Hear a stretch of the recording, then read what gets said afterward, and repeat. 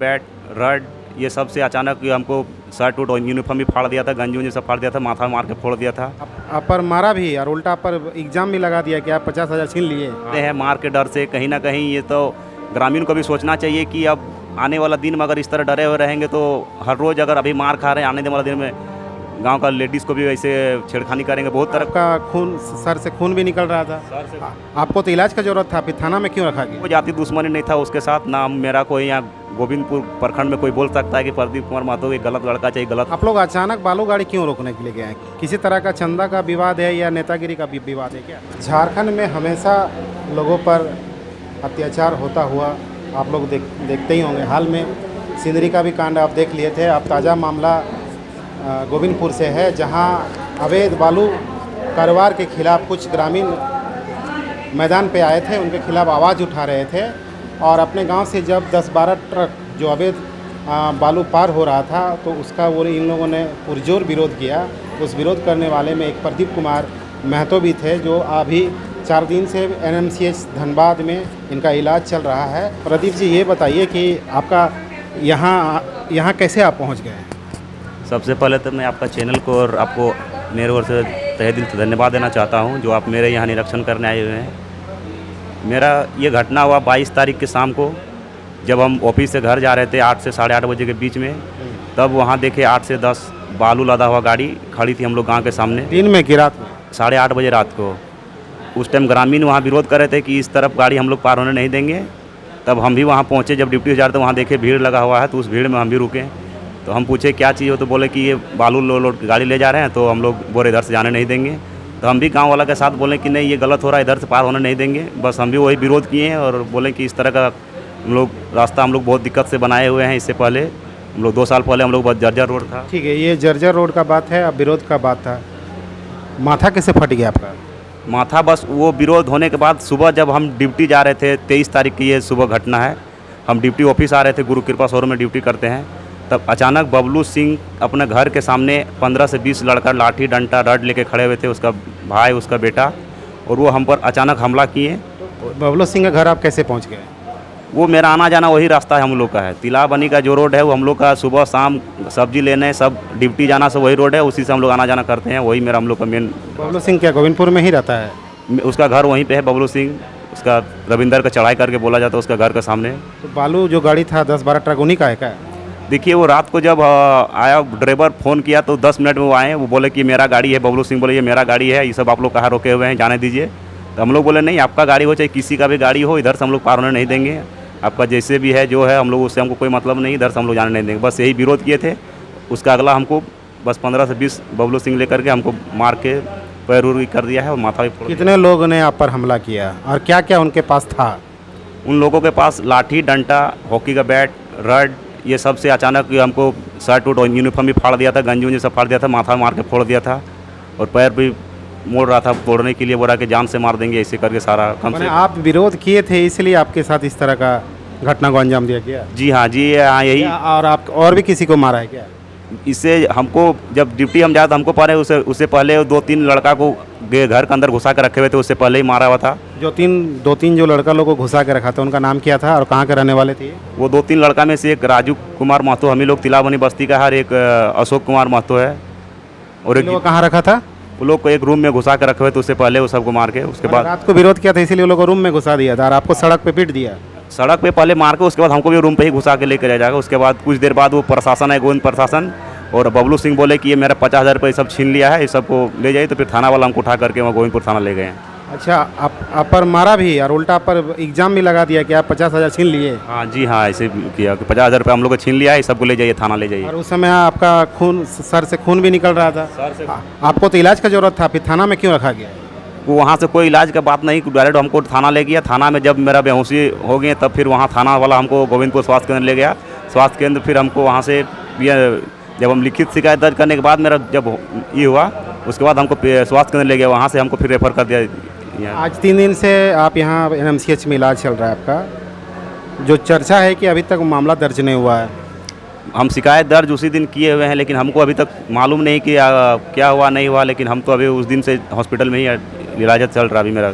शख्सियत से। इसमें किसी तरह की कोई गिरफ्तारी या हिरासत में ले गया था क्या, जो आप पर हमला किया था? अभी तक हमको कुछ उसके बारे में पता नहीं है, किसी को हिरासत में लिया, ना हमको यहाँ कोई देखने आया, ना कोई गोविंदपुर थाना वाला किसी से पूछताछ किया हुआ है।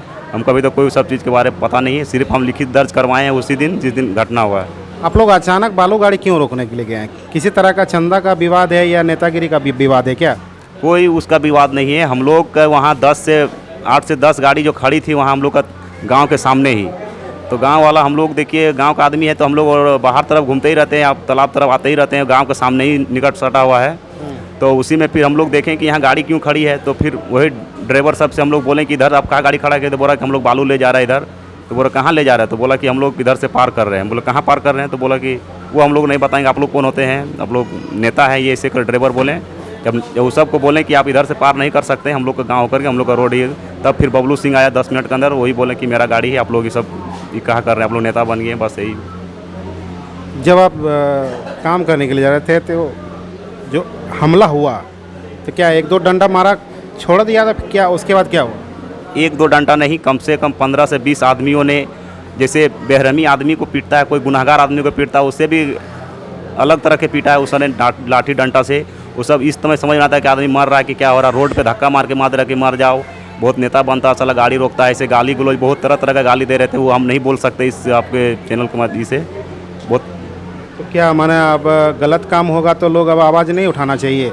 यही तो मैं आप सभी ग्रामवासियों को बोलना चाहता हूँ कि ये गलत काम का विरोध अगर करे तो ये आदमी को रोड पे मारे, ये तो बहुत ही बड़ा दुर्भाग्यपूर्ण है जो हम लोग गाँव का आदमी को एकदम। उल्टा आप पर आरोप भी लगाया कि आप 50,000 रुपया लेके भागे। हाँ जी हाँ, हमको मारने के बाद वो पुलिस को बोले कि 50,000 मेरे छीन लिए हैं, ये सबको ले जाइए। प्रदीप जी, क्या लग रहा है आपको कि जिस तरह से आपके साथ घटना घटी है, इसीलिए आज के दौर में ग्रामीण आगे नहीं आते हैं गलत काम के विरोध में? बस यही कारण है जो कि ग्रामीण पीछे हटते हैं मार के डर से कहीं ना कहीं। ये तो ग्रामीण को भी सोचना चाहिए कि अब आने वाला दिन में अगर इस तरह डरे हुए रहेंगे तो हर रोज़ अगर अभी मार खा रहे हैं, आने वाला दिन में गांव का लेडीज़ को भी वैसे छेड़खानी करेंगे, बहुत तरह कुछ करेंगे कि हम लोग का रास्ता वही है, जिस रास्ता पर हमको मारा हुआ वही रास्ता पे लेडीज़ को आना जाना, सब्जी लेना, सारा चीज़ करना। ये हमको तो बहुत दुखदायक बात है कि ग्रामीणों ने अभी तक कदम उठाए। ग्रामीणों ने बोल रहे हैं कि ये गलत किया हुआ है, लेकिन अब देखते हैं अभी हॉस्पिटल जाने के बाद ही हम कुछ समझ में आएगा, अभी तक यहाँ कुछ समझ में नहीं आ रहा है। क्या अभी घर जाने के बाद फिर मारेगा आपको क्या? ये तो डर बना हुआ रहता है आदमी को कि अब जाने के बाद क्या होगा, अंदर से भी डर लग रहा है कि अब फिर से मारेगा ना क्या करेगा, ये तो हम नहीं बता सकते हैं। आपके साथ देने वाले आप ही गांव के राजकिशोर महतो जी हैं, थाना तक भी गए थे आपके पक्ष में। अब जो चर्चा है कि उन पर भी झूठा मुकदमा किया गया है रंगदारी का, क्या कहेंगे इस पर आप? ये तो आपका साथ दे रहे हैं। ये तो मनोबल बढ़ा हुआ है, ये सब बहुत ही गलत तरीका है ये सब भी करने का, लेकिन ये गांव वालों को समझना चाहिए कि ये आने वाला दिन बहुत ही ख़राब होने वाला है। अगर गांव का आदमी के साथ एकजुटता नहीं दिखाइएगा तो आने वाला दिन में हर घर से आदमी पिटाएगा और हर घर रोड कहीं ना कहीं मार खाएगा और गलत होते रहेगा। इस पर कोई ये नहीं होगा। अगर गांव वाला एकता रहेगा तो थाना भी एक्शन लेगा, सब जगह से एक्शन लेगा। मैंने आप गलत का विरोध किए तो बस आप 4 दिन से हॉस्पिटल में पड़े हुए हैं। बस यही कारण है, गलत का विरोध करने जाइए तो हॉस्पिटल में एडमिट हो जाइए। यही जिस हॉस्पिटल में आप भर्ती हैं ये सरकारी अस्पताल है और बड़े अस्पताल है धनबाद का। देख रहे हैं कि आपके नीचे में जो चादर है वो आपका घर का चादर है, यहाँ का चादर नहीं मिला था आपको? जी नहीं, यहाँ का ये मेरा पर्सनल है, अपना घर से हम लेकर आए हुए हैं चादर। यहाँ चादर नहीं दिया? नहीं, अभी तो कोई बेड में अभी से लगा हुआ नहीं है, चादर दिया हुआ नहीं है। बोले कि दवा मिला है आपको यहाँ? दवा नहीं, दवा लिख के कागज़ में देते हैं, बोलते बाहर से खरीद के लाइए, बाहर से लाते हैं, वही हमको ट्रीटमेंट की दवा अपना यूज़ करते हैं। बस एक बार बस आप यहाँ पड़े रहिए। बस एक बार सुबह आते हैं 10 से 10:30 बजे। डॉक्टर कितना बार आता है 24 घंटा में? एक बार सुबह आते हैं 10:30 बजे के टाइम, वो निरीक्षण करके चले जाते हैं। तो वो क्या जूनियर डॉक्टर रहता है कि सीनियर डॉक्टर? नहीं, हमको तो जूनियर ही लगते हैं, क्या कि 25 से 30 साल के नीचे ही सारा जूनियर उससे तो हमको डॉक्टर नेम तो समझ में नहीं आता कि डॉक्टर है, क्या कि 25 से 30 साल का लड़का को हम तो। मैंने आपका यहाँ इलाज भी सही से नहीं हुआ? अभी तक हम 4 दिन से बेड में ही पड़े हुए हैं। अब देखिए डॉक्टर क्या बोल रहे हैं। रिपोर्ट हम मेरे एक्सरे रिपोर्ट भी अभी यहाँ पे CT स्कैन करवाएं, उसका भी अभी रिपोर्ट। प्रदीप जी, आप प्रशासन को क्या यहाँ से संदेश देंगे कि अगर आप किसी तरह का कार्रवाई अगर नहीं करते हैं तो कहीं सीनरी जैसा कांड गोविंदपुर में ना हो जाए? क्या कहेंगे आप प्रशासन से? ये तो प्रशासन का लापरवाही होगी अगर इस तरह घटना घटेगी तो। प्रशासन अगर इस पर कार्रवाई नहीं करेगी, ग्रामीण को पीटते रहेगा और वो देखते रहेंगे तो ये तो घटना दोहराने की ये होबे करेगा। इसमें कोई इसमें ये नहीं है। ग्रामीण कब तक पीटता रहेगा, कब तक ग्रामीण ही करेगा? तो फिर आएगा, फिर कल मारेगा, ये सब तो गलत है ना। तो दोहराने वाला काम इसमें बोलने का क्या बात है। प्रशासन अगर चाहेगी तो वो सब नहीं घटेगा, प्रशासन कार्रवाई नहीं करेगा तो फिर घटना ही घटना है।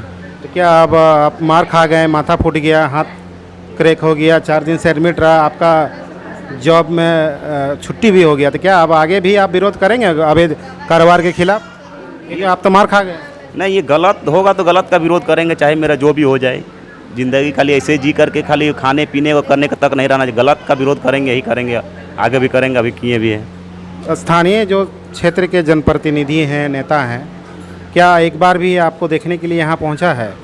कोई नेता ना कोई सामने कोई नेता ना कोई आदमी हम लोग उधर से आया हुआ है, सांसद विधायक? कोई विधायक सांसद कोई नेता मेरे पास नहीं आया कुछ हालचाल पूछने के लिए, क्या कांड है नहीं है। बस हम लोग का कारण कमजोरी यही है कि हम लोग का विधायक सांसद आगे नहीं बढ़ते हैं हम लोग का लोकली, बस इसी के कारण हम लोग पिटा जा रहे हैं अभी। अच्छा, सांसद विधायक के कारण पिटाते हैं।